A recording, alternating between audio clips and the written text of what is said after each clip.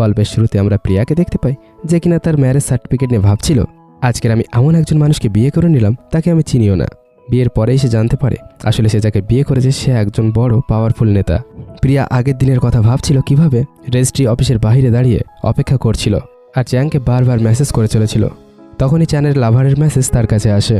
চ্যান তোমাকে কখনোই বিয়ে করবে না, নাকি তোমার বাচ্চাকে নিজের নাম দেবে, কারণ সে শুধুমাত্র আমাকেই ভালোবাসে আর এখন সে আমার বিছানায় শুয়ে আছে।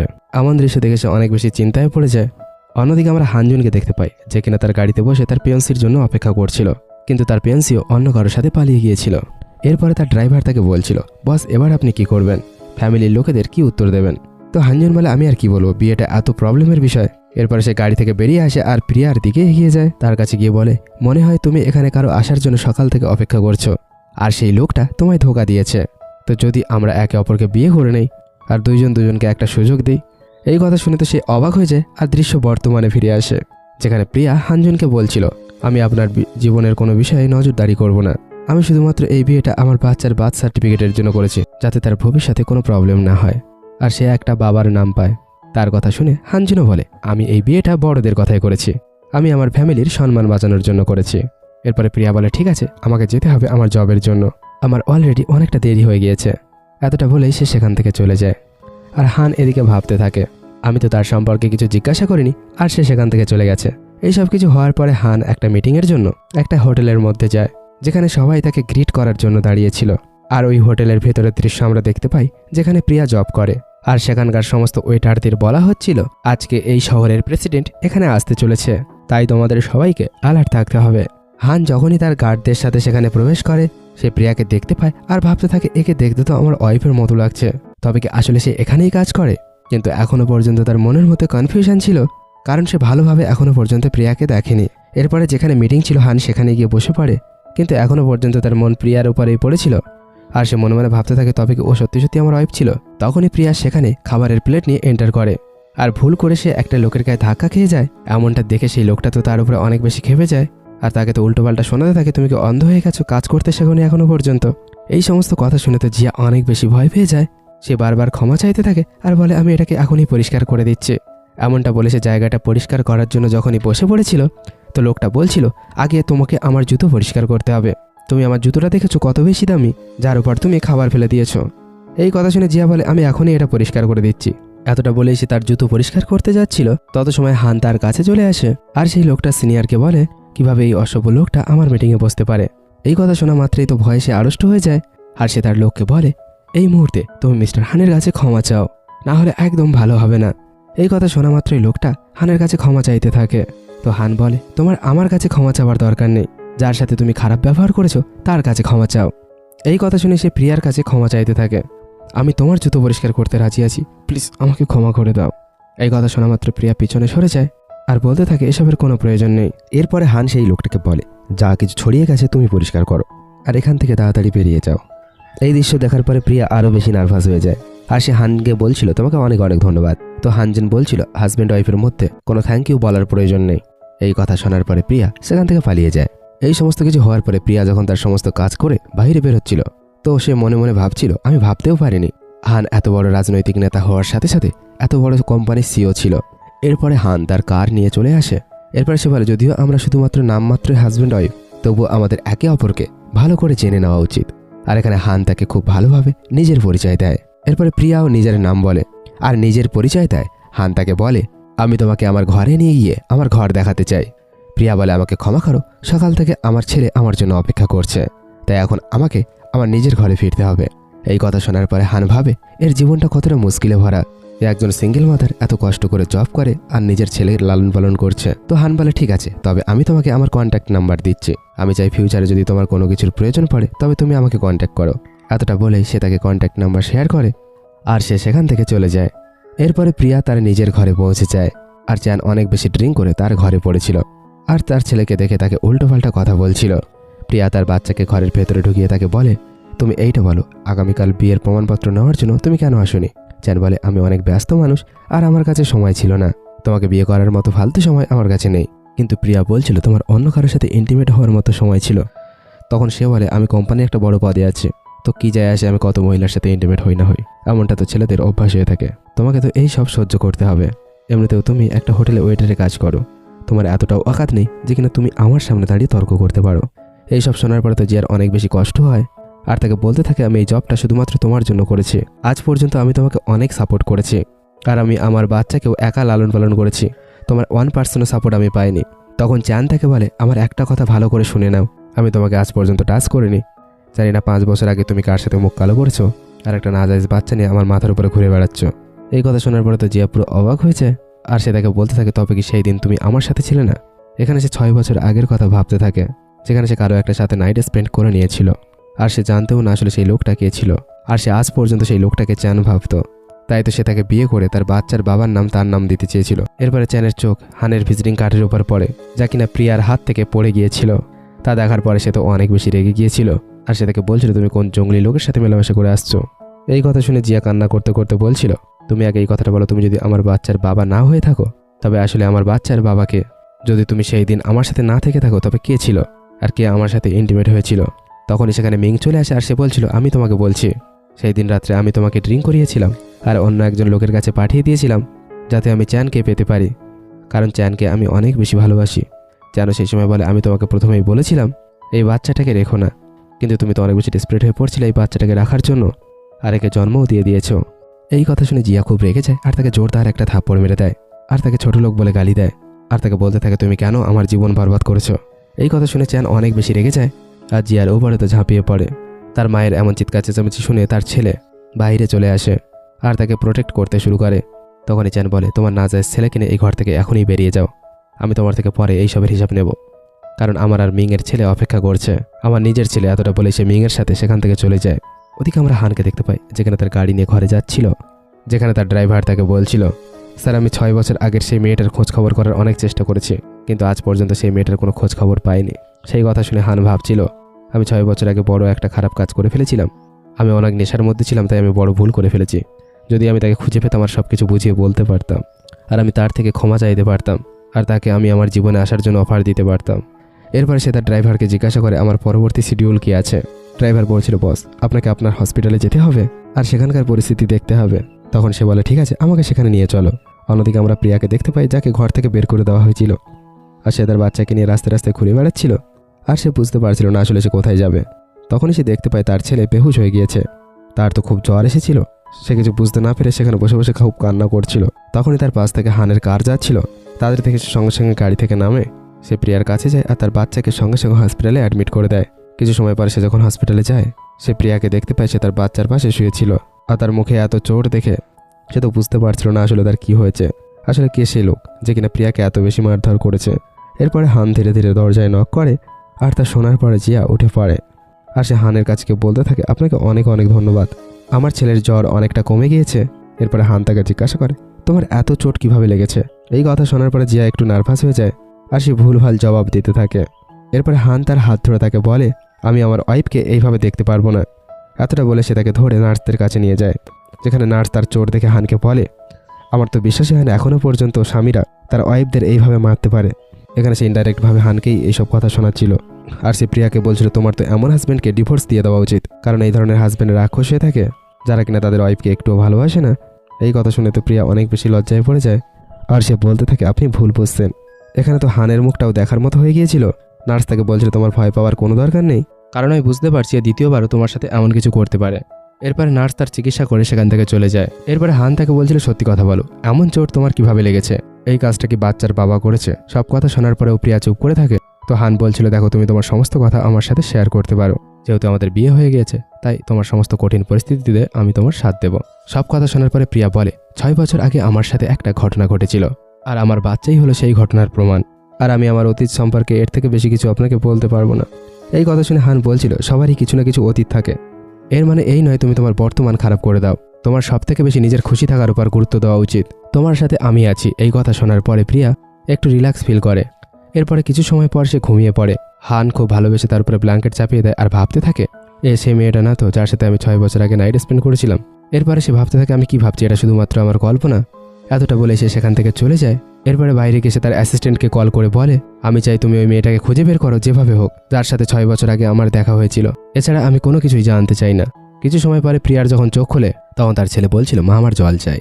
তখনই প্রিয়া উঠে পড়ে আর তাকে জল পান করার জন্য জল দেয়। তখনই চান মিংয়ের সাথে তার ছেলেকে নিয়ে সেখানে আসে আর জিয়াকে দেখে তার ওয়ার্ডের মধ্যে ঢুকে পড়ে। তাদেরকে দেখার পরে তো প্রিয়া একটু বিরক্ত হচ্ছিল। সে ভাবছিল তারা তিনজন এখানে কি করতে এসেছে, যেখানে মিং বলছিল আমি তো শুধুমাত্র আমার ছেলেকে এখানে ভ্যাকসিন দিতে নিয়ে এসেছিলাম। তো প্রিয়া বলছিল আমি তোমাদের সাথে কোনো রকম কথা বলতে চাই না, আমার ছেলের শরীর ভালো নেই, তাই তোমরা এখান থেকে বেরিয়ে যাও। এই কথা শুনে চান বলছিল তোমার কি এতটাও অকাত আছে যে কিনা তুমি আমার সাথে এমনভাবে কথা বলছো? তুমি যদি 6 বছর আগে আমার পড়াশোনার খরচ চালানোর কথা না বলতে, আমি কবেই তোমাকে আমার জীবন থেকে ছুড়ে ফেলে দিতাম।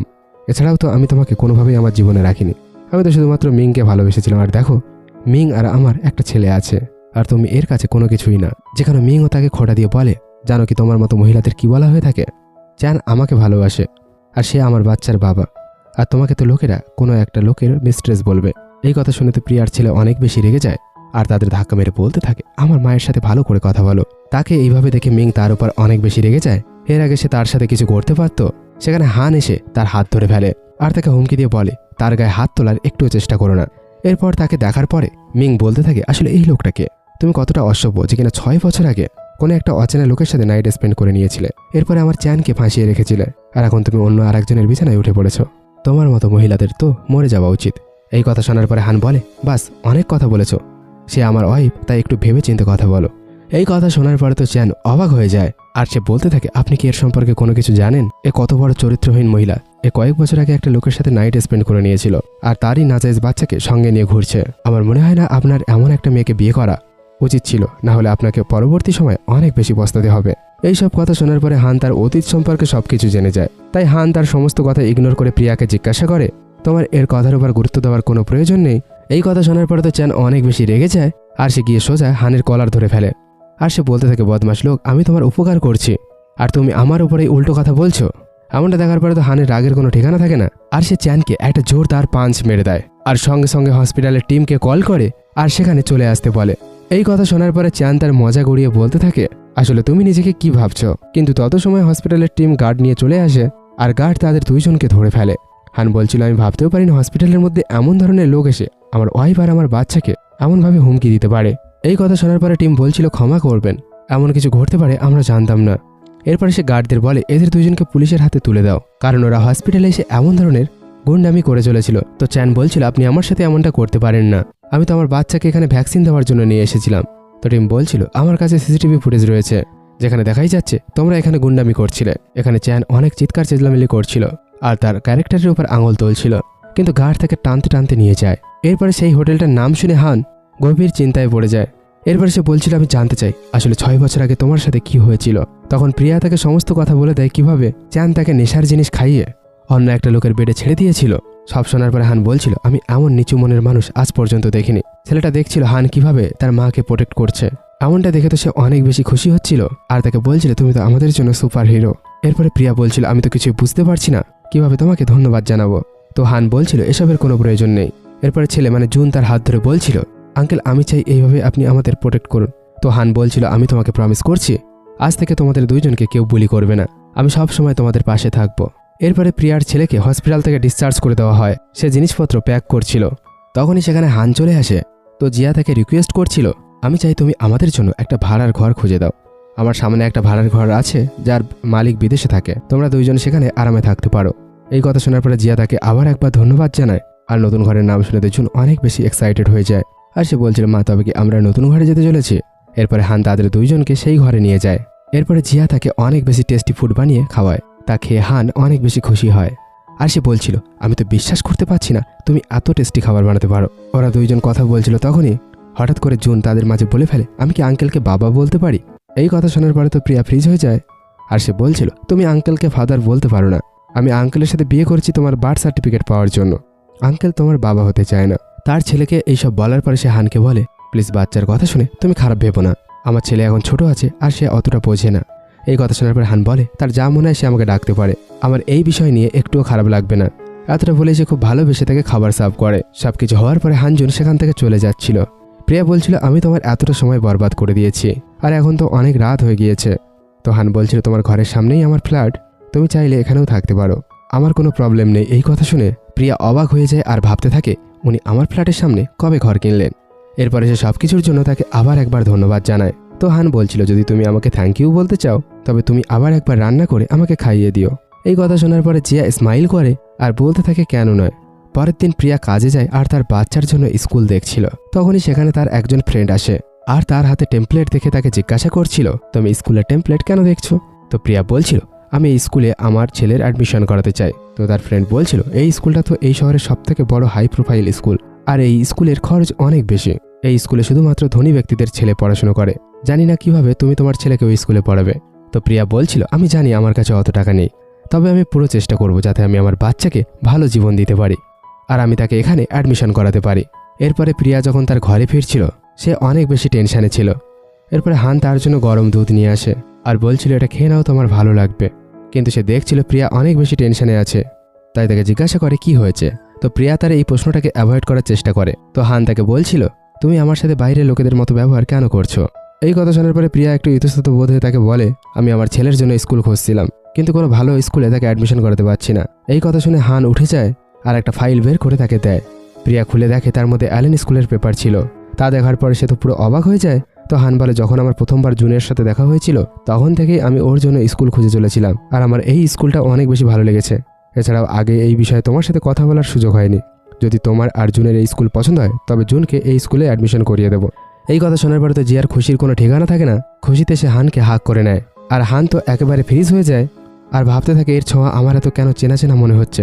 এরপরে থ্যাংক ইউ বলে প্রিয়া সেখান থেকে সরে যায় আর তাকে বলে, ক্ষমা করবে, আমি একটু বেশি এক্সাইটেড হয়ে গিয়েছিলাম। তো হান বলছিল, কোনো ব্যাপার না, অনেক রাত হয়ে গিয়েছে, তুমি ঘুমিয়ে পড়ো। পরের দিন হান তাদেরকে স্কুলে নিয়ে যায়। স্কুল দেখার পরে তো জুন অনেক বেশি খুশি হচ্ছিল, যেখানে তার অ্যাডমিশন এত বড় একটা স্কুলে হতে চলেছিল। তখনই হানের কাছে একটা কল চলে আসে আর সে বলছিল, তোমরা দুজন ভেতরে যাও, আমি আসছি। এই কথা শোনার পরে প্রিয়া জুনকে নিয়ে স্কুলের ভেতরে চলে যায়। তখনই চ্যান তার ওয়াইফ আর তার বাচ্চার সাথে সেখানে এসেছিল, যেখানে মিং প্রিয়াকে দেখে অবাক হচ্ছিল আর সে ভাবছিল এত বড় স্কুলে এ কি করছে। ওদিকে প্রিয়া প্রিন্সিপালের সাথে তার বাচ্চার অ্যাডমিশনের জন্য কথা বলছিল। তত সময় সেখানে চ্যান পৌঁছে যায় আর সে তাকে অপমান করে বলছিল, তোমার কি যোগ্যতা আছে এই স্কুলে তোমার বাচ্চার অ্যাডমিশন করাচ্ছ? এই কথা শোনার পরে প্রিয়া অনেক শান্তিপূর্ণভাবে বলে, আমি এখানে আমার বাচ্চার অ্যাডমিশন করাচ্ছি। তো চ্যান তাকে বলছিল, তোমার কি যোগ্যতা আছে তুমি তাকে এই স্কুলে অ্যাডমিশন করাচ্ছ? কারণ এর বাবাকে তার তো কোনো ঠিকানাই নেই। এই কথা শুনে প্রিয়া বলছিল, একটু মুখ সামলে কথা বলো, এটা একটা সম্মানীয় জায়গা, তাই এই ধরনের কথা বলা উচিত নয়। এখানে মিং আর চ্যান দুইজন মিলে তো পুরো পাগল হয়ে যাচ্ছিল আর প্রিয়াকে অপমান করে চলেছিল। তখন সেখানে হান চলে আসে আর সে বলছিল, এখানে আসলে কি চলছে? তা দেখার পরে টিচার বলছিল, মিস্টার হান, আপনি এখানে আসার কষ্ট কেন করলেন? তখন সেখানে ভাইস প্রিন্সিপাল চলে আসে, যেখানে হানকে দেখার পরে অনেক বেশি ভয় পাচ্ছিল আর তাকে বলছিল, আপনি এখানে আসার কষ্ট কেন করলেন? আপনি একবার কল করে দিতে পারতেন। এই দৃশ্য দেখার পরে তো চ্যান পুরো অবাক হয়ে যায় আর সে বলছিল, এই লোকটাকে তুমি এত সম্মান কেন দিচ্ছ? এর তো 2 টাকার অকাত নেই, এ একটা নাজায়েজ বাচ্চাকে নিয়ে এদিক ওদিক ঘুরতে থাকে। এই কথা শোনার পরে তো প্রিন্সিপাল খুব রেগে যায় আর সে বলছিল, তুমি কি জানো তুমি কার সম্পর্কে কথা বলছো? ইনি হলেন আমাদের স্কুলের ফাউন্ডার। এই কথা শোনার পরে তো চ্যানের পায়ের তলার মাটি সরে যায়, যেখানে প্রিন্সিপাল এই কথাটা ক্লিয়ার করে দেয়, তোমার ছেলে স্কুলে আর অ্যাডমিশন পাবে না, তাই যত তাড়াতাড়ি সম্ভব আমাদের স্কুল থেকে বেরিয়ে যাও, না হলে আমি গার্ড ডেকে তোমাদের 3 জনকে ঘাড় ধাক্কা দিয়ে এখান থেকে বের করে দেবো। এতটা বলে সে হানের দিকে ঘুরে তাকায়, স্যার আপনার ওয়াইফ আর বাচ্চাকে এই স্কুলটা ঘুরে দেখানো উচিত। এতটা বলে সে তাদেরকে সাথে নিয়ে স্কুল দেখানোর জন্য চলে যায়। তাদের যাওয়ার পরে মিং বলতে থাকে, এখন আমাদের বাচ্চার ভবিষ্যতের কি হবে? আমরা স্বপ্ন দেখেছিলাম আমাদের বাচ্চার অ্যাডমিশন এখানে করাবো। এখন চ্যান ভাবতে থাকে, আমাকে কোনো রকমভাবে আমাদের বাচ্চার অ্যাডমিশন এখানে করাতেই হবে, এর জন্য আমাকে যা করতে হবে আমি করব। এরপরে মিং তাদের পিছু পিছু দৌড়াতে থাকে, প্রিন্সিপালের হাত ধরে তার সামনে অনুরোধ করতে থাকে আর বারবার ক্ষমা চাইতে থাকে। তো প্রিন্সিপাল বলে, যদি তোমাদের ক্ষমা চাইতে হয় তবে মিস্টার হানের কাছে ক্ষমা চাও। এই কথা শুনে সে নীল ডাউন হয়ে হানজুনের কাছে রিকোয়েস্ট করতে থাকে আর বলে, সবকিছু আমাদের ভুল ছিল, এই ভুলের শাস্তি আমাদের বাচ্চাকে দিও না প্লিজ। এই কথা শোনার পরে হান প্রিন্সিপালকে বলে, এবার তুমি দেখে নাও তুমি কি করবে। প্রিন্সিপাল বলে, ঠিক আছে, তবে আমি তোমাকে ক্ষমা করে দিচ্ছি, কিন্তু তোমাদের বাচ্চার উপরে ডিপেন্ড করবে সে এখানকার এক্সাম ক্লিয়ার করতে পারে কিনা। আমি তোমাদের একটা সুযোগ দিচ্ছি, তবে এখন এখান থেকে চলে যাও। এই কথা শুনে সে থ্যাংক ইউ বলে তাদের বাচ্চাকে নিয়ে সেখান থেকে চলে যায়। ক্লাস শেষ হওয়ার পরে জুন তার পড়াশোনা শেষ করে যখন সে বাইরে আসে তখন সে অনেক বেশি দুঃখী হয়েছিল আর সে জিজ্ঞাসা করে, আঙ্কেল আসেনি? প্রিয়া বলে, আঙ্কেলের কাছে অনেক কাজ আছে, তাই তো সে আমার সাথে আসতে পারেনি। এমনি তো মা তোমাকে নিতে এসেছে না, চলো ঘরে যাওয়া যাক। এতটা বলে সে তাকে ঘরে নিয়ে যায়, কিন্তু ডিনার টেবিলের উপর সে অদ্ভুত ব্যবহার করছিল। তার মুড এখনো পর্যন্ত অনেক বেশি অফ ছিল, তাই তো সে মাঝেই খাবার ছেড়ে দিয়ে সেখান থেকে উঠে চলে যায়। তা দেখার পরে প্রিয়ার তো অনেক বেশি চিন্তা হচ্ছিল আর হানও অনেক বেশি পরেশান হচ্ছিল। সে প্রিয়াকে জিজ্ঞাসা করছিল জুনের কি হয়েছে। তো প্রিয়া বলছিল, আমি এসব বিষয়ে কিছুই জানি না। এতটা বলেই সে জুনের কাছে চলে যায় আর তাকে খুব ভালোবেসে বলছিল, আমার ছেলের কি হয়েছে? তুমি কি মায়ের কাছে কোনো কিছু লুকোচ্ছ নাকি মাকে কোনো কিছু বলতে চাইছো না? এই কথা শোনার পরে সে বলে, আজকের আমার সাথে চ্যান আঙ্কেলের ছেলের দেখা হয়েছিল আর সে আমাকে বলছিল তুমি আর আঙ্কেল দুজনে ফেক বিয়ে করেছো, তোমরা দুইজন একে অপরকে ভালোবাসো না। আর আমি তো আঙ্কেলের ওপর শুধুমাত্র একটা বোঝা হয়ে আছি। এই কথা শুনে তো প্রিয়ার অনেক বেশি কষ্ট হয়, আর সে বলছিল সে সমস্ত মিথ্যে কথা বলছিল। আমি আর আঙ্কেল একে অপরকে অনেক বেশি ভালোবাসি, আর তোমার আঙ্কেল আমাদের সবসময় প্রোটেক্ট করে। এখানে প্রিয়া মনে মনে ভাবছিল এই সমস্ত কথা মিথ্যে, কারণ আমরা দুজনকে তো পছন্দই করি না। কিন্তু জুন অনেক বেশি সরল ছিল, তাই তো তার কথায় বিশ্বাস করে নিয়েছিল। আর বাইরে দাঁড়িয়ে থাকা হান সমস্ত কিছু শুনছিল। এরপরে প্রিয়া যখনই বাইরে বেরিয়ে আসে, হান বলছিল আমি তোমাদের সমস্ত কথা শুনে নিয়েছি। তো প্রিয়া বলছিল আমাকে ক্ষমা করো, আমার ছেলে একটু বেশি সেন্সিটিভ, কারণ ছোটবেলা থেকে সে বাবার ভালোবাসা পায়নি, তাই তো আমি এই সমস্ত মিথ্যে কথা তাকে বলেছি, কারণ আমি চাই না সে একটুও দুঃখী হোক। পারলে আমাকে ক্ষমা করে দেবেন। এই কথা শোনার পরে হান বলে তোমার আমার কাছে ক্ষমা চাওয়ার কোনো দরকার নেই, আমি জুনকে অনেক বেশি পছন্দ করি, তাই তো আমি এই সম্পর্কে অনেক বেশি ভেবেছি। এরপরে প্রিয়া বলে তুমি কি ভেবেছো আমি বুঝতে পারছি না। তো হান বলে আমি চাই বিয়েটা সত্যি সত্যি হয়ে যাক, আর আমরা রিয়েল কাপেল হয়ে যাই, আর আমরা সত্যিকারের হাজব্যান্ড ওয়াইফ হয়ে থেকে যাই। এই কথা শুনে তো প্রিয়া পুরো শক হয়ে যায়, আর সে বলছিল এমনটা হতেই পারে না, আমি এই বিষয়ে কোনো কিছুই ভাবিনি। এমনি তো আমাদের দুইজনের স্ট্যাটাস অনেক আলাদা, তুমি হলে অনেক বড় লোক, আর আমি তোমার যোগ্য কিভাবে হতে পারি, আর এমনি তো তোমার অনেক দয়া রয়েছে আমাদের ওপর, প্লিজ এমন ধরনের কথা বলবে না। এখানে হান বলছিল আমার তোমাকে কষ্ট দেওয়ার কোনো ইন্টেনশন ছিল না। এর আগে সে আর কিছু বলতো যে একটু ঘাবড়ে যায়, উঠে সেখান থেকে চলে যায়। হান এই বিষয়টি নিয়ে অনেক বেশি গম্ভীর ছিল।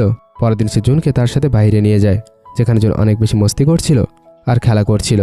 তাকেও এত খুশি দেখে প্রিয়াও অনেক খুশি হচ্ছিল, আর তাদের দুইজনের ভিডিও বানাচ্ছিল, কারণ সে আজ পর্যন্ত জুনকে এত খুশি কোনোদিন দেখেনি। এত ভালো টাইম স্পেন্ড করার পরে হান ঘরে ফিরতেই তার সাথে ইয়ানের দেখা হয়, যে কিনা তাকে ছোটবেলা থেকেই পছন্দ করত। কিন্তু তাকে দেখা মাত্র হানের এক্সপ্রেশন ডার্ক হয়ে যায়, আর তাকে জিজ্ঞাসা করে তুমি এখানে কখন এসেছো। তো সে বলছিল আমি বিদেশ থেকে ফিরে এসেছি, আর সবার আগে তোমার সাথে দেখা করতে এসেছি। তখনই সেখানে প্রিয়া তার ছেলের সাথে চলে আসে। তাকে দেখা মাত্র ইয়ান জিজ্ঞাসা করে এ আসলে কে। তো হান বলে প্রিয়া হলো আমার ওয়াইফ, আর জুন হলো আমার ছেলে। এই কথা শুনে তো তার মন ভেঙে যায়, আর সে বলে তুমি কিভাবে বিয়ে করতে পারো, তাও আবার এক বাচ্চার মাকে। তুমি তো জানতে আমি তোমাকে কতটা পছন্দ করি। তার কথা শুনে হান বলে দেখো ছোটবেলা থেকে আমি তোমাকে বোনের মতো ভাবি, এই ছাড়া আমার মনে তোমাকে নিয়ে কোনো ফিলিংস নেই। এই কথা শুনে ইয়ানের তো অনেক বেশি কষ্ট হয়, আর সে বলে আমি তোমাকে ঘৃণা করি। এতটা বলে সে কান্না করতে করতে সেখান থেকে চলে যায়। প্রিয়া তো বুঝতেই পারে না আসলে হঠাৎ করে কি হয়ে গেল। পরের দিন হান তাদের দুইজনকে নতুন একটা ঘরে শিফট করায়, কারণ সে প্রিয়াকে নিয়ে এখন অনেক বেশি সিরিয়াস হয়ে গিয়েছিল, আর সে চাইছিল না প্রিয়া তার ছেলের সাথে ভাড়ার ঘরে থাকুক। জুন যখনই তার বাবার সাথে ঘরের ভেতরে যায়, অনেক খেলনা দেখে সে অনেক বেশি খুশি হয়ে যায়। হান বলছিল সমস্ত খেলনা আমি তোমার জন্য কিনে এনেছি, আর এখানে তো জুন হানকে বাবা বলতে শুরু করে দিয়েছিল। আর এই বিষয় নিয়ে হানের কোনো প্রবলেম ছিল না, সে তো তাকে আরও বেশি ভালোবাসতে শুরু করেছিল। রাত্রে তারা জুনকে গল্প বলে ঘুম পাড়িয়ে দেয়। এরপরে হান রুম থেকে বাইরে যেতে থাকে। তখন প্রিয়া বলে তুমি কোথায় যাচ্ছ, আর আমি এখন কোথায় ঘুমাবো। তো হান বলছিল এখন থেকে তো তুমি আমার ওয়াইফ, তো তোমার কি মনে হয় তোমার কোথায় ঘুমানো উচিত। এই কথা শোনার পরে তো প্রিয়া একটু নার্ভাস হয়ে যায়। তা দেখার পরে হান বলে ভয় পেও না, তোমাকে আমি আমার সাথে ঘুমানোর কথা বলছি না, জুনের পাশের রুমটাই তোমার, আর তুমি সেখানেই ঘুমাতে পারো, আর তোমার পাশেই আমার রুম। যদি তোমার কোনো কিছুর প্রয়োজন হয় তুমি নিশ্চিন্তে আমার কাছে চলে আসবে। এতটুকুই বলে সে তাকে গুড নাইট বলে সেখান থেকে চলে যায়। ওদিকে আমরা ইয়ানকে দেখতে পাই যে কিনা অনেক বেশি ড্রিঙ্ক করছিল, আর সে তো অনেক বেশি চলছিল। আর সে বলছিল আমি ওই প্রিয়াকে আমার হানকে ছিনিয়ে নিতে দেবো না, সে আমার ছোটবেলার ভালোবাসা, আমার তাকে পাওয়ার জন্য যা করতে হয় আমি করব। পরের দিন সে হানের ঘরে পৌঁছে যায়, যা দেখার পরে প্রিয়া একটু অবাক হয়, আর সে বলে হান ভেতরে রয়েছে। ইয়ান ভেতরে আসে, আর তার হাতে একটা খেলনা ছিল, যা কিনা সে জুনের জন্য নিয়ে এসেছিল। সে তাকে অনেক ভালোবেসে সেই খেলনাটা দেয়। খেলনা পেয়ে জুন অনেক বেশি খুশি হচ্ছিল। এমনটা দেখে প্রিয়া তার ছেলেকে বলছিল আন্টিকে থ্যাংক ইউ বলো, আর আন্টিকে পানি দাও। এই কথা শোনার পরে জুন সঙ্গে সঙ্গে গ্লাস উঠিয়ে আন্টির জন্য পানি আনতে কিচেনে চলে যায়, আর প্রিয়াও তার পিছু পিছু চলে যায়। এরপরে হানও তার পেছনে চলে যায়। কিছু সময় পরে তার জন্য জল নিয়ে আসে। এরপরে ইয়ান জেনে বুঝে গ্লাসটা নিচে ফেলে দেয় এবং ভেঙে দেয়, আর নিজেকে আহত করে নেয়। তখনই দৌড়ে তারা দুইজন সেখানে চলে আসে। তখন সে জুনের উপর মিথ্যে অপবাদ দিয়ে বলে দেখো না এই ছেলেটা আমাকে আঘাত করেছে, মনে হয় এ আমাকে ঘৃণা করে। এই কথা শুনে জুন অনেক বেশি ভয় পেয়ে যায়, আর বলে দেখো আমি এমন কোনো কিছুই করিনি। এই কথা শুনে প্রিয়া বলে আমি আমার ছেলেকে খুব ভালো করে চিনি, সে এমন ব্যবহার কখনোই করতে পারে না, আর সে কখনোই মিথ্যে কথা বলে না, মনে হয় তুমি হয়তো ভুল বুঝছো। এখানে হান বলে আমিও আমার ছেলেকে ভালোভাবে চিনি, সে এমন ধরনের কাজ কখনোই করতে পারে না। এই কথা শোনার পরে তো ইয়ানের মুখ বিগড়ে যায়, আর সে বলছিল কিভাবে তোমরা এই ছেলেটার উপর বিশ্বাস করতে পারো। এই কথা শুনে হান বলছিল সে আমার ছেলে, আর আমার ছেলেকে আমি খুব ভালো করে চিনি, আর আমি আমার ওয়াইফের উপরে ভরসা করি, যেহেতু আমার ওয়াইফ তাকে লালন পালন করেছে। এই কথা শোনার পরে তার প্ল্যান ফেল হয়ে যায়, আর সে কান্না করতে করতে সেখান থেকে চলে যায়। এই কথা শোনার পরে প্রিয়া হানকে বলছিল তুমি আমাদেরকে ভালোভাবে না চিনে জেনে তুমি আমাদের উপর বিশ্বাস করেছো, এটাই অনেক বড় ব্যাপার।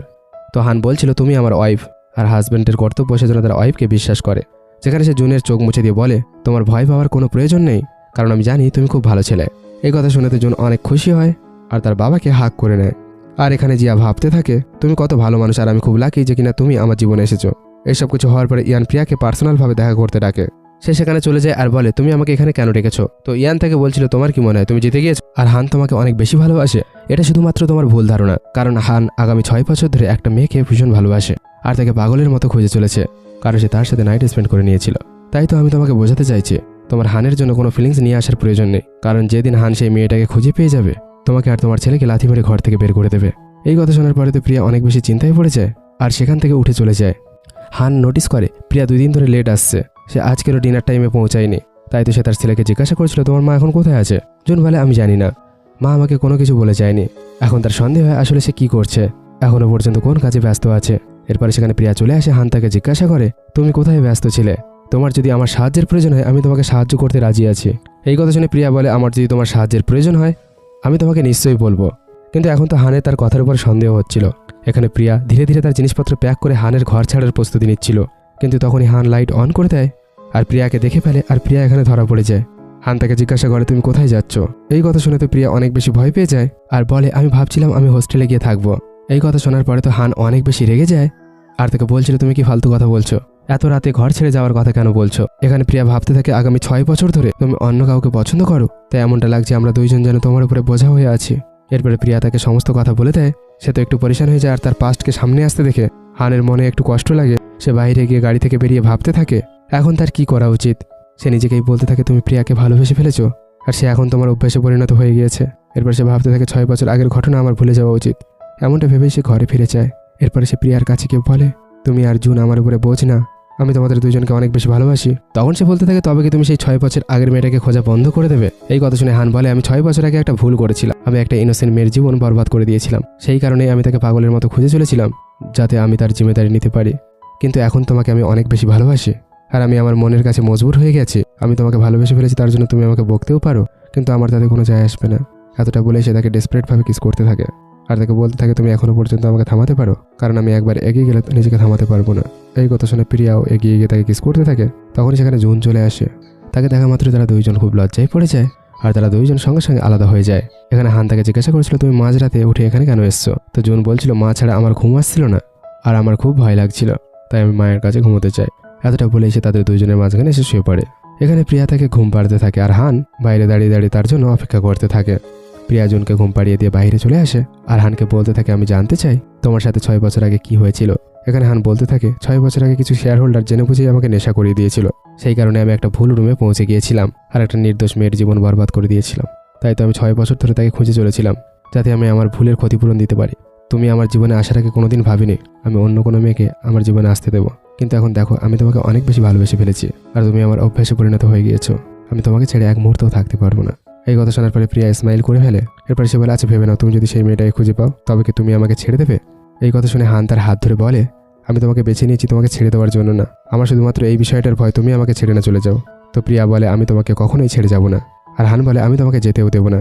এতটা বলে সে তাকে খুব ভালোবেসে কিস করতে থাকে। পরের দিন ইয়ান আবার নির্লজ্জের মতো সেখানে পৌঁছে যায় আর প্রিয়াকে দেখে তো পুরো অবাক হয়ে যায় আর বলতে থাকে তুমি এখনো পর্যন্ত ঘর ছেড়ে যাওনি। তো প্রিয়া বলে আমি তোমাকে কবে বলেছিলাম আমি ঘর ছেড়ে চলে যাব। এখানে তো ইয়ান অনেক বেশি রেগে গিয়েছিল আর বলতে থাকে তুমি নিজেকে কি ভাবো, তুমি এক বাচ্চার মা আর তাতে তুমি ওয়েটারে কাজ করে থাকো, তুমি কোনো রকমভাবেই হানের যোগ্য না। এই কথা শোনার পরে তো হান অনেক বেশি রেগে যায় আর তাকে বলতে থাকে তুমি একটু মুখ সামলে কথা বলো, সে আমার ওয়াইফ, না হলে পরে আমাকে দোষ দিও না, আমি তোমার সাথে এমন কিছু করে দেবো যা কিনা আমার করা উচিত না। এরপরে ইয়ান বলে তুমি কিভাবে এই মেয়েটাকে আমার উপরে রাখতে পারো, আমি তোমাকে ছোটবেলা থেকে ভালোবেসে আসছি। এই কথা শুনে হান বলে ফালতু কথা বলা বন্ধ করো, আমি তোমাকে ছোট বোনের মতো ভাবি। এরপর ইয়ান বলে তুমি একটা বাচ্চার মাকে কিভাবে চুজ করতে পারো, দেখো আমাকে আমি কত সুন্দর আর আমাদের ভবিষ্যৎ অনেক ভালো হবে, প্লিজ ওকে ছেড়ে দাও আর আমাকে বিয়ে করে নাও। এই কথা শুনে হান বলে এখনই এই মুহূর্তে এখান থেকে বেরিয়ে যাও, না হলে আমি তোমাকে থাপ্পড় মেরে দেবো। এই কথা শুনে তো ইয়ানের মন ভেঙে যায় আর সে বলে ঠিক আছে আমি চলে যাচ্ছি আর আমি তোমাকে অনেক বেশি ঘৃণা করি, এতটা বলেই সে সেখান থেকে চলে যায়। এরপর হান প্রিয়ার কাছে গিয়ে বলতে থাকে প্লিজ ওর কথায় খারাপ ভাববে না আর ওর কথা মাথায় রাখবে না। এই কথা শুনে প্রিয়া বলছিল ও তো কিছু ভুল বলেনি, একে তো আমি এক বাচ্চার মা আর তাতে ওয়েটারের জব করি। হ্যাঁ আমি জানি তুমি আমাকে ভালোবাসো আর তুমি আমার বাচ্চাকে নিজের বাচ্চার মতো ভালোবাসো, কিন্তু এখন আমি আমার গোল অ্যাচিভ করতে চাই। তো হান বলছিল ঠিক আছে আমি তোমাকে সম্পূর্ণ সাপোর্ট করব। এরপরে প্রিয়া তার স্বপ্ন পূরণ করার জন্য দিনরাত এক করে কাজ করতে থাকে আর হান তাকে সম্পূর্ণভাবে সাপোর্ট করতে থাকে, কিন্তু সে কাজ করতে করতে নিজেকে ভুলে যাচ্ছিল। একদিন সে এইভাবে কাজ করতে করতে টেবিলের উপরেই শুয়ে পড়েছিল, তাই হান তাকে উঠিয়ে রুমের মধ্যে নিয়ে যাচ্ছিল। তো প্রিয়া বলছিল এখনো পর্যন্ত আমার কাজ বাকি আছে, তো হান বলছিল রেস্ট নেওয়াও খুব প্রয়োজন। এই কথা বলে তাকে বেডরুমের মধ্যে নিয়ে চলে যায় আর সে তাকে বলে একটা জিনিস তো তুমি ভুলেই গিয়েছো, আমাদের সেই মোমেন্টটা মাঝপথেই থেমে গিয়েছিল। এতটা বলে সে খুব ভালোবেসে তার ফোরহেডে কিস করে আর এইভাবেই তারা নাইট স্পেন্ড করে নেয়। ধীরে ধীরে এইভাবে সময় কেটে যাচ্ছিল, যেখানে প্রিয়া তার মেহনত আর যোগ্যতার দমে হানের সাপোর্টের কারণে অনেক দূর পর্যন্ত পৌঁছে যায়। এরপরে ইয়ান জেনে বুঝেই চ্যানের সাথে তার মিটিং ফিক্স করে, কারণ সে খুব ভালোভাবেই জানতো চ্যান আসলে প্রিয়ার শত্রু। এইখানে তারা দুইজন মিলে একটা প্ল্যান বানায়, যেভাবে হোক প্রিয়ার সম্মান ধুলোয় মিশিয়ে দেবে। এই প্ল্যান অনুযায়ী চ্যান কোম্পানির একটা মিটিংয়ের সময় চ্যান সেখানে চলে আসে আর প্রিয়া জিজ্ঞাসা করে, তুমি এখানে কি করছো? তো সে বলতে থাকে, আমিও এই মিটিংয়ের অংশ, আর আমি এই ইভেন্টের জন্য এখানে এসেছি। আমি তোমার সাথে কিছু জরুরি কথা বলতে চাই। তাও কাজের সম্পর্কে। এই কথা শুনে প্রিয়া তার সাথে চলে যায়। এরপর সে যখন তার সাথে রুমের মধ্যে চলে যায়, সে তাকে জোর করে একটা ঔষধ খাইয়ে দেয় আর সে বলতে থাকে, তুমি আমাকে কি খাইয়েছো? তো চ্যান বলতে থাকে, তুমি 1 নম্বরে নির্লজ্জ একটা মেয়ে, তুমি আমাকে ধোকা দিয়েছো আর ইয়ানের লাভারকে চুরি করেছো। আমরা এখন চাইছি তোমার সম্মান মাটিতে মিশিয়ে দিতে। একটা কথা তো আমি কিছুদিন আগে জানতে পেরেছি, 6 বছর আগে তুমি যে লোকটার সাথে নাইট স্পেন্ড করেছিলে সে আর অন্য কেউ না, সে আসলে হান ছিল। এই কথা শুনে তো প্রিয়া পুরোই অবাক হয়ে যায় আর চ্যান বলতে থাকে, তুমি আজকের অন্য কারোর সাথে নাইট স্পেন্ড করবে আর আমি দেখবো এরপরে হান তোমাকে অ্যাকসেপ্ট করে না ছেড়ে দেয়। এরপরে প্রিয়া অনুভব করে তার উপরে সেই ঔষধের প্রতিক্রিয়া হচ্ছিল আর তার নেশা হয়ে যাচ্ছিল, তাই তো সে নিজেকে আঘাত করতে থাকে। চ্যান তাকে বলতে থাকে, এইসব করে কোনো লাভ নেই, কারণ ঔষধ তোমার শিরায় শিরায় চলে গিয়েছে। তখনই সে দেখতে পায় সেখানে গার্ড চলে এসেছে। তা দেখার পরে সে তো পুরোই অবাক হয়ে যায় আর সে বলতে থাকে, এমনটা কিভাবে হতে পারে? তুমি না ডাকা সত্ত্বেও গার্ড এখানে চলে এসেছে। আর এখানে আমরা জানতে পারি প্রিয়া প্রথমে এই গার্ডকে মেসেজ করে দিয়েছিল, যদি 20 মিনিটের মধ্যে সে বাইরে না আসে গার্ড যেন তাকে দেখার জন্য ভেতরে চলে আসে, কারণ তার চ্যানের উপর একটুও বিশ্বাস ছিল না। কিছু সময় পরে সেখানে কোম্পানির সদস্য চলে আসে আর সবাই জিজ্ঞাসা করতে থাকে কি হয়েছে। তখন চ্যান সমস্ত দোষ তার উপরে দিয়ে বলতে থাকে, এ হলো আমার এক্স ওয়াইফ, এ আমাকে ফাঁসাতে চাইছে কারণ আমি অন্য কাউকে বিয়ে করে নিয়েছি আর সে জেনে বুঝেই সেই ঔষধটা খেয়েছে যাতে আমাকে দোষ দিয়ে আমার সাথে নাইট স্পেন্ড করতে পারে। এরপরে প্রিয়া উঠে পড়ে আর বলতে থাকে, আমার কাছে তোমার বিরুদ্ধে প্রমাণ রয়েছে। এরপরে সে ছোট্ট রেকর্ডারটা বের করে, আসলে সে তার দেওয়া সমস্ত থ্রেডগুলো রেকর্ড করে নিয়েছিল। এখানে সে চ্যানের পর্দা ফাঁস করে দেয় আর এই সবকিছু দেখে তো চ্যানের অবস্থা খারাপ হয়ে যায়। তখনই সেখানে হান চলে আসে। সে তো এমন দৃশ্য দেখে অনেক বেশি পরিশান হয়ে যায় আর তাকে জিজ্ঞাসা করতে থাকে, তুমি ঠিক আছো তো? তো প্রিয়া বলছিল, আমি এই বিষয়টা নিজে নিজেই দেখে নিয়েছি আর আমি এখন ঠিক আছি। এখানে হান তাকে কোলে তুলে নেয় আর বলে, এই লোকটাকে পুলিশের হাতে না তুলে ছাড়বে না। এতটা বলে সে সবার সামনে থেকে তাকে নিয়ে চলে যায় আর এখানে পুলিশ এসে চ্যানকে ধরে নিয়ে যায়। এখানে হান প্রিয়াকে হসপিটালে অ্যাডমিট করিয়ে দেয়। ডক্টর ট্রিটমেন্ট করার পরে বলে, এখন প্রিয়া ঠিক আছে। ডক্টরের যাওয়ার পরে প্রিয়া বলে, চ্যান তাকে বলেছে 6 বছর আগে যে লোকটার সাথে সে নাইট স্পেন্ড করেছিল সে আর অন্য কেউ না, সে হান ছিল। এই কথা শোনার পরে তো হান অনেক বেশি খুশি হয়ে যায় আর প্রিয়া বলতে থাকে, জুন হলো তোমারই ছেলে, এই কথায় বিশ্বাস না হলে তুমি ডিএনএ টেস্ট করতে পারো। এই কথা শুনে হান বলে, আমার তোমার উপরে পুরো বিশ্বাস আছে আর আমি এই কথা জেনে অনেক বেশি খুশি হয়েছি। 6 বছর আগের সেই মেয়েটা আসলে তুমি। চলো তাড়াতাড়ি গিয়ে কিছু খেয়ে নাও, কারণ তোমাকে দেখে অনেক দুর্বল লাগছে। এতটা বলে সে তার জন্য লাঞ্চ বক্স ওপেন করে, কিন্তু প্রিয়া যখনই সে খাবারটা খেতে যায় তার বমি পায় আর তার শরীর খারাপ হতে শুরু করে আর সে বেহুশ হয়ে যায়। এমন দৃশ্য দেখে তো হান অনেক বেশি চিন্তায় পড়ে যায়। এরপরে ডক্টর চেক করে প্রিয়াকে বলে, তুমি প্রেগনেন্ট আছো আর সেই ঔষধের কারণে তোমার প্রেগনেন্সির উপরে এফেক্ট পড়েছে, যে ঔষধটা চ্যান তাকে খাইয়েছিল। এই কথা শুনে তো প্রিয়া অনেক বেশি টেনশনে পড়ে যায়। তখন সেখানে হান চলে আসে। প্রিয়া তাকে সমস্ত কথা খুলে বলে আসলে ডক্টর তাকে কি বলেছে। এই কথা শুনে হান তাকে অনেক বেশি সাহস দেয়। সে বলে, চিন্তা করো না, আমি ডক্টরের সাথে কথা বলবো। এরপরে হান অনেক ডক্টরের পরামর্শ নেয়। কিছু সময় পরে জুন তার সাথে দেখা করতে আসে আর সে বলতে থাকে, মা তুমি এত বেশি অসুস্থ হয়ে গেছো যে কিনা তুমি হসপিটালে থেকে গেছো। তো প্রিয়া তাকে বলে, বাবু আমি তোমাকে একটা কথা জিজ্ঞাসা করতে চাই। আমি আর তোমার বাবা ডিসাইড করেছি আমি তোমাকে ছোট্ট ভাই বা একটা বোন দিতে চাইছি। তুমি কি এই বিষয় নিয়ে খুশি আছো? এই কথা শুনেতে জুন অনেক বেশি খুশি হয় আর অনেক বেশি এক্সাইটেড হয়ে যায় আর সে বলতে থাকে, চাই আমার ছোট ভাই বা বোন চাই, যার সাথে আমি খেলা করতে পারবো, আমি বড় ভাই হতে চাই। এই কথা শোনার পরে তো প্রিয়া অনেক বেশি খুশি হয়। এরপরে কন্টিনিউ ডক্টরের কাছে ট্রিটমেন্ট করার পরে ডক্টর রিপোর্ট নিয়ে আসে আর বলে, বাচ্চা একেবারে সুস্থ আছে আর খুব ভালোভাবে গ্রো করছে, তাই তোমাদের টেনশন নেওয়ার কোনো দরকার নেই। এই কথা শুনে তো তারা দুইজন খুব খুশি হয়। এরপর অন্যদিকে আমরা ইয়ানকে দেখতে পাই। তার বিষয়ে তার বাবা সবকিছু জানতে পেরেছিল, তাই তাকে কল করে অনেক বেশি বকাঝকা দিচ্ছিল আর তার ক্রেডিট কার্ডও ক্যান্সেল করে দিয়েছিল আর তাকে বলছিল, এরপরে তুমি বুঝতে পারবে টাকা ছাড়া জীবন আসলে কতটা কঠিন, তাই মেহনত করে টাকা কামাও আর নিজের পেট ভরো। এতটা বলে সে কল কেটে দেয়। এরপরে প্রিয়া ডেলিভারি ডেট চলে আসে, যেখানে সে অনেক বেশি নার্ভাস হয়েছিল। হান আর তার ছেলে দুইজন মিলে তাকে সাহস দিচ্ছিল, চিন্তা করো না, সবকিছু ভালো হবে। এরপরে ডক্টর তাকে ভেতরে নিয়ে চলে যায়। বাইরে হান আর তার ছেলে অনেক বেশি চিন্তা করছিল। কিছু সময় পরে ডক্টর বাইরে বেরিয়ে আসে। হান জিজ্ঞাসা করে, আমার ওয়াইফ কেমন আছে? তো ডক্টর বলে, অভিনন্দন, তোমার মেয়ে হয়েছে, মা বাচ্চা দুজনেই ভালো আছে। এই কথা শুনে তো হান আর জুন দুইজনে অনেক বেশি খুশি হয় আর হান ফিল করতে থাকে তার ফ্যামিলি পুরোপুরি কমপ্লিট হয়ে গিয়েছে। তার কাছে 2টো বাচ্চা আর ওয়াইফ আছে, যাদেরকে সে অনেক বেশি ভালোবাসে। এখানে আমরা পুরো ফ্যামিলিকে দেখতে পাই, তারা ফটোশ্যুট করাচ্ছিল আর তাদের কিউট মেয়েটা তাদের কোলে ছিল, যাকে জুন খুব ভালোবেসে কিস করছিল। ফ্যামিলি ফটোশ্যুট করা হচ্ছিল আর এই সুন্দর মুহূর্তের সাথে আজকের গল্পের হ্যাপি এন্ডিং হয়ে যায়। তো বন্ধুরা, গল্প ভালো লাগলে like, comment, share and subscribe করতে ভুলো না। Thank you and love you guys.